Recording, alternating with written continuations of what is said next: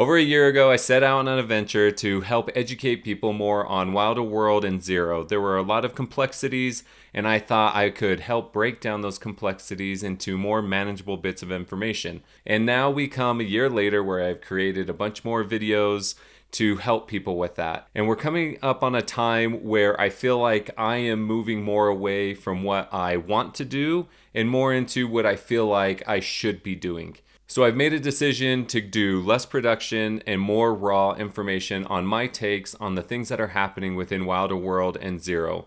In the end, this will keep me focused on doing the things I want to do and bringing better content to each one of you that actually wants to hear what my opinion is of what's going on, as well as just my takes and insights. So ultimately, in the end, what does this mean? It just means that I'm going to create content about what I want and when I want, which is a lot of what I'm doing now, but without the expectation that I should be putting out a video at a specific time every single week. I've just learned that's not really what I got into doing this for. I really just got in because I love Wilder World, I love Zero, I love paying attention to what they're doing, I'm heavily invested, and I just enjoy sharing the things that excite me. You'll expect to see reviews and insights on the devlogs, probably tutorials about new products that will come out to help, teach what I've learned by using them, as well as streaming the game and just sharing things that kind of excite me. So if there's an interest in something that I'm really excited about and I want to share it, I'll be creating content and releasing it out to the public. All right, now with all of that out of the way, let's talk about some of the things I do want to talk about. And the first one is how we are sunsetting the Odyssey program. And it's the rewards program that they came out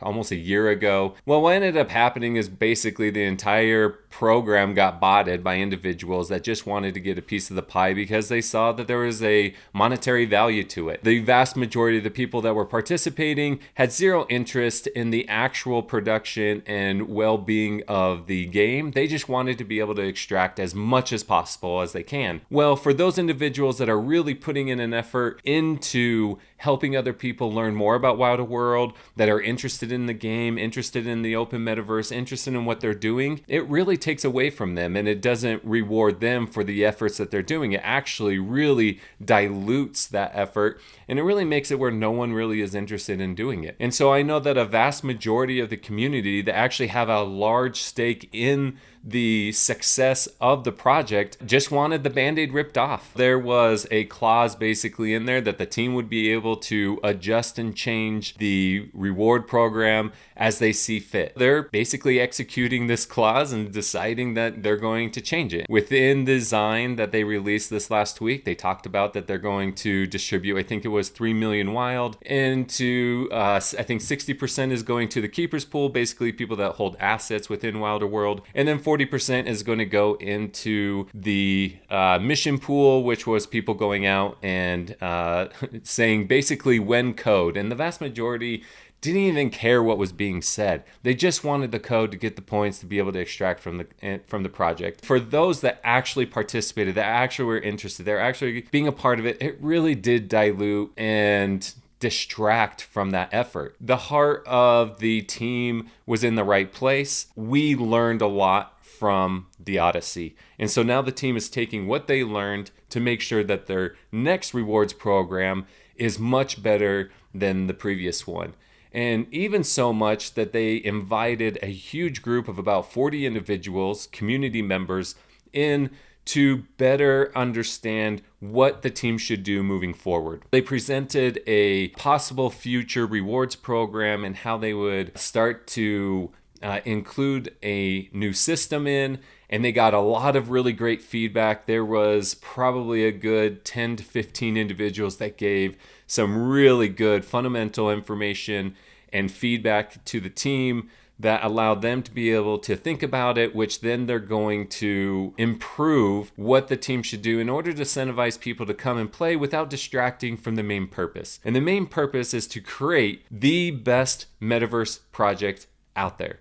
And that is their goal. That is what they're trying to do. They're trying to do that through different game modes in the open world, as well as a really good base economy for individuals to be able to interact with the ecosystem and to be able to be rewarded, to be able to grow businesses and grow personal interests and hobbies and ideas within the world, to be able to make something that used to just be a game you dive into, to make it more connected to your life and the things that you're interested in, as well as these opportunities to go in and play. Not everyone is a gamer, and not everyone is interested in the details of the economy. Some people just want to play a game, some people want to just invest, some people want to do a mix of all of it, some people want to just be a part of the future and to see it be developed. All of these things are great. The main focus is if the game and the product is not at its top level and the best it can be, then no one's going to be interested anyways.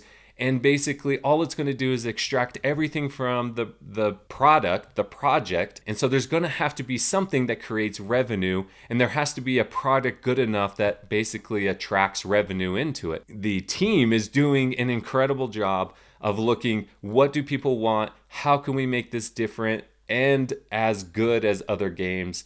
And keep the interest of people, that there's a good enough game loop that people will keep coming back for more and more. Sunsetting the Odyssey was the best thing I heard last week, because I want to move forward from the distraction, and I hope people will promote more of what's happening. And I really do feel like we're going into that next era of realizing the product that people have been imagining, instead of the tech that's underneath it, but the actual product that people will be enjoying, and how that's all going to come together.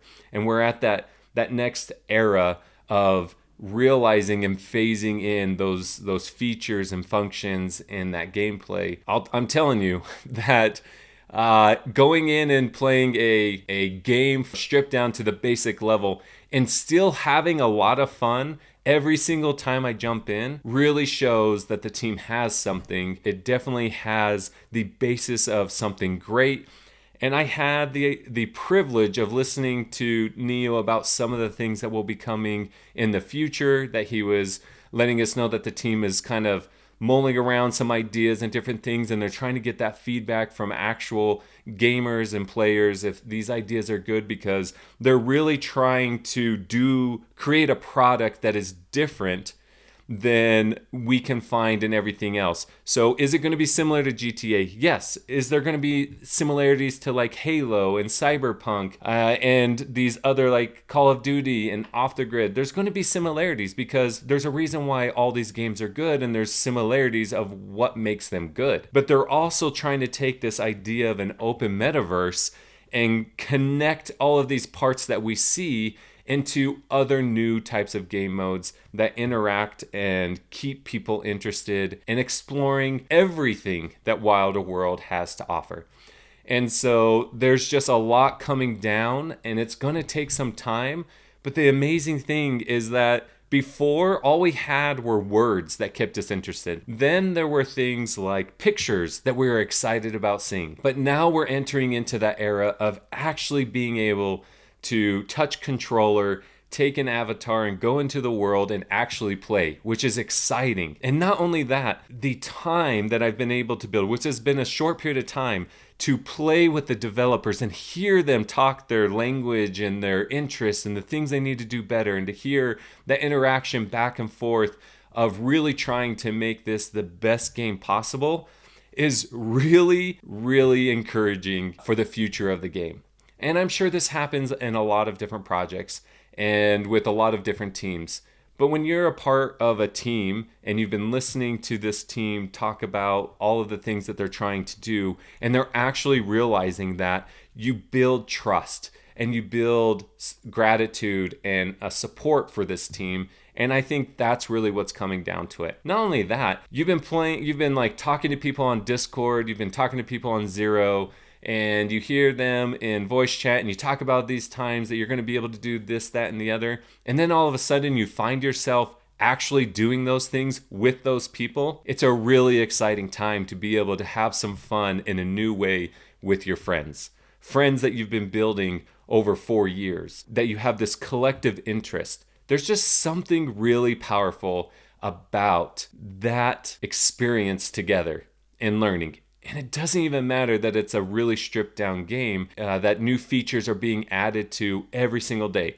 Every day I've played this week has been a better day. Naturally, I've just gone into the second thing that I wanted to talk about, which was the opportunity to be invited in to super early access. I'll tell you, I went in and I wasn't that good. I was learning. There's individuals that are a much better gamer than me. But there was something about going in as a very basic player, and I picked it up really quick. As a beginner, as someone who was basic at playing these games, coming in and listening to people like Sharky and Longsleeves and watching people like Castro play, and watching Neo and Frank and Heavy and Oleg, who's incredible and does a great job, watching everyone play and watching what they do and then learning from them, it was easy to, I guess, pick up, right? I've never played a game with mouse and keyboard. I've always used controller. And to be able to go in and play this game, it's extremely satisfying to feel like, oh, I'm not that good, to be able to kind of hold your own. It's fun to go in there and laugh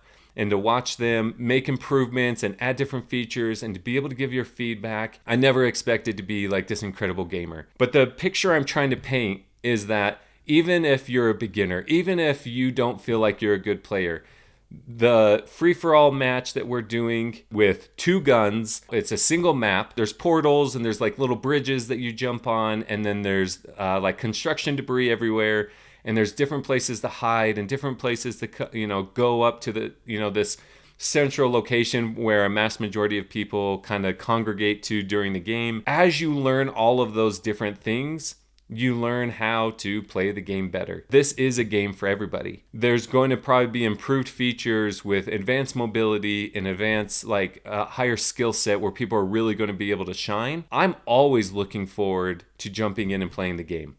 And I think that says a lot to the team and what they've done and where they're at right now and where they're going to go. So I'm really excited for the different game modes, the different weapons, the different skins, the polished version of all of this, because already I'm having a good time. A lot of it has to probably do with doing it with the team and doing it with the community members that I've grown very fond of, but it's fun.